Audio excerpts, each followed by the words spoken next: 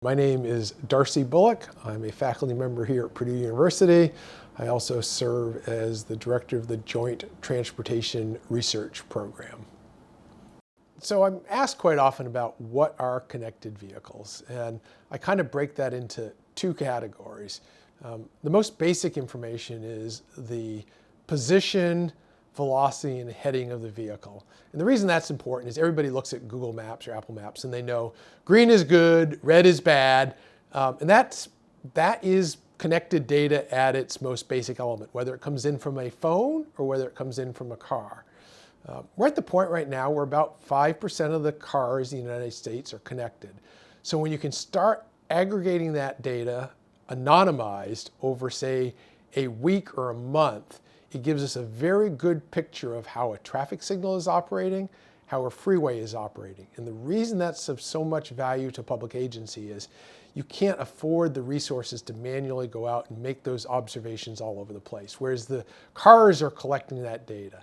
And just to put it in perspective, there's about 500 billion connected vehicle records generated every month in the United States. So one of the things that we're finding as we do this analysis of winter storms with connected vehicle data is it provides us a tool to explain to the general public, here's the impact, and we can show speed slowing down, we can show periods of time where the road is totally closed, and then reopening. In general, you worry about severity, duration, and spatial extent. And this connected vehicle data gives us a very nice way of visualizing that. And I think that's helpful not only to communicating to the public, but as you bring new staff on in agencies, you have the ability to kind of characterize, hey, this is the dynamics you're going to typically see in a storm. And you typically will see things like a snowstorm with low temperatures will behave differently than a snowstorm where it's near 32. And then everybody dreads those ice storms. Those ice storms are one of those terrible, terrible weather events that you have to work through really hard. And so it gives you a way to kind of characterize those performance.